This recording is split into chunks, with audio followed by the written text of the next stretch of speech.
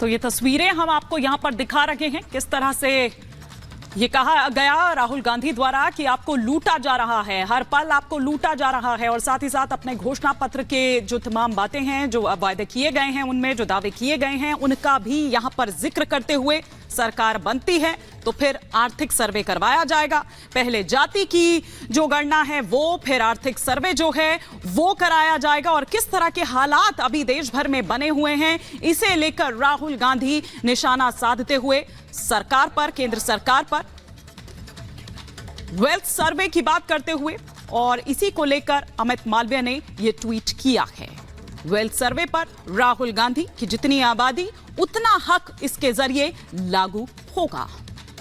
देश में संपत्ति की जानकारी भी हासिल करेंगे। बिल्कुल ईमानी, इस तरह का सर्वे कराया जाएगा। ये राहुल गांधी का वीडियो सामने आया, लेकिन इसमें कुछ समानताएं हैं, हम आपको वो बता रहे हैं।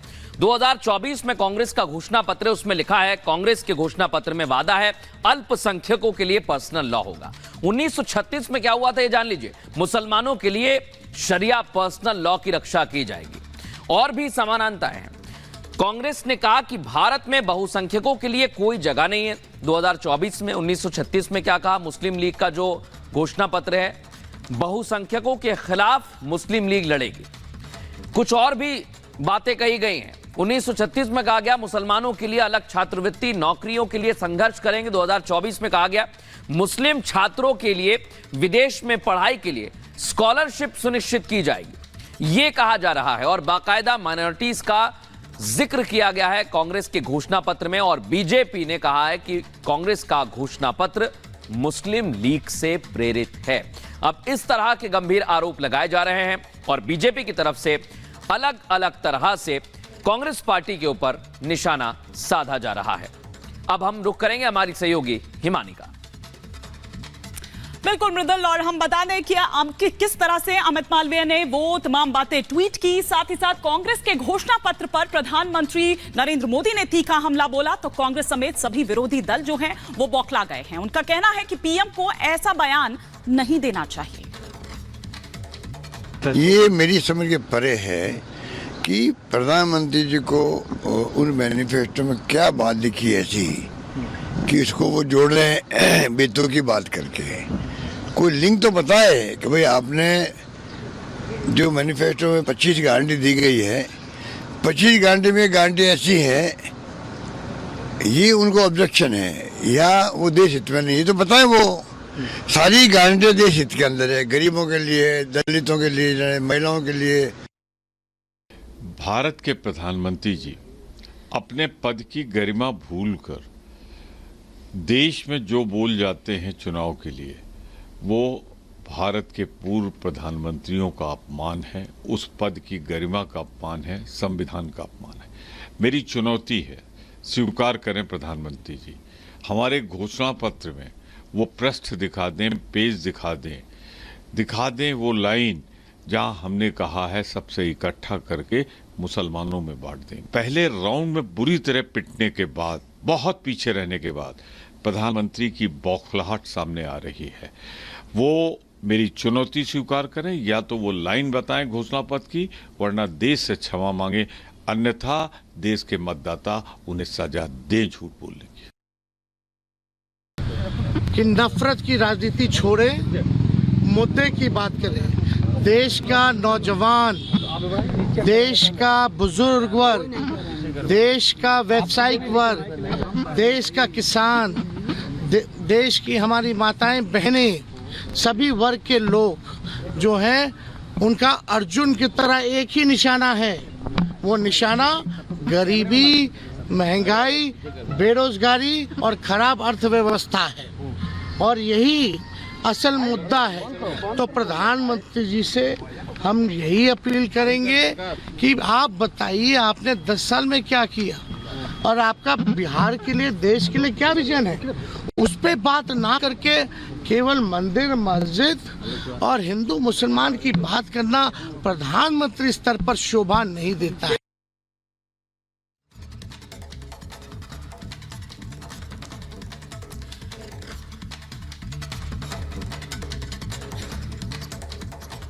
तो तेजस्वी यादव को सुन रहे थे आप कि किस तरीके से अब इसको लेकर विवाद हो गया है। प्रधानमंत्री नरेंद्र मोदी ने भी इस पर कहा था। दरअसल इस विवाद में पूर्व प्रधानमंत्री मनमोहन सिंह के 9 दिसंबर 2006 का बयान एक बार फिर से सुर्खियां बटोर रहा है।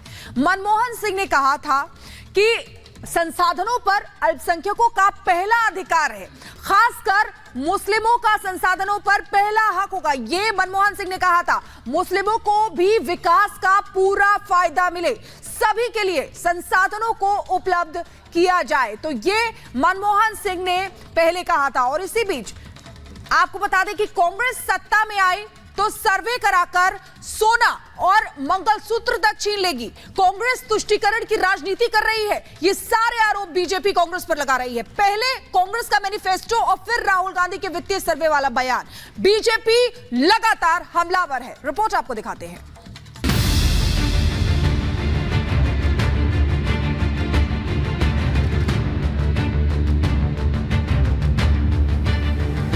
राहुल गांधी के इसी बयान के बाद बीजेपी हमलावर हो गई। बीजेपी नेता एक के बाद एक सवाल उठा रहे हैं और सवाल कर रहे हैं कि आखिर राहुल गांधी देश में जातिवाद का जहर कब तक बांटेंगे। मैनिफेस्टो में हमने क्रांतिकारी काम करना है। पहला काम जाति जनगणना, इससे सबकी गिनती हो जाएगी, सबको पता लग जाएगा किसकी कितनी आबादी। उसके बाद इकोनॉमिक सर्वे होगा, फाइनेंशियल सर्वे होगा, हिंदुस्तान की सब संस्थाओं का सर्वे होगा। सबको पता लग जाएगा हिंदुस्तान के धन में किसकी कितनी भागीदारी है। बीजेपी आईटी सेल के अध्यक्ष अमित मालवीय ने राहुल गांधी का एक वीडियो शेयर किया, जिसमें राहुल गांधी जातीय जनगणना से लेकर वित्तीय सर्वे की बात कर रहे हैं। सुनिए कैसे राहुल गांधी देश के धन पर भागीदारी की बात कर रहे हैं। मैं आपसे सिर्फ ये कह रहा हूं, आप जग जाओ। आपको लूटा जा रहा है, 24 घंटे आपको लूटा जा रहा है और आप देखते जा रहे हो। मैनिफेस्टो में हमने क्रांतिकारी काम करना है। पहला काम जाति जनगणना, इससे सबकी गिनती हो जाएगी, सबको पता लग जाएगा किसकी कितनी आबादी। उसके बाद इकोनॉमिक सर्वे होगा, फाइनेंशियल सर्वे होगा, हिंदुस्तान की सब संस्थाओं का सर्वे होगा। सबको पता लग जाएगा हिंदुस्तान के धन में किसकी कितनी भागीदारी है।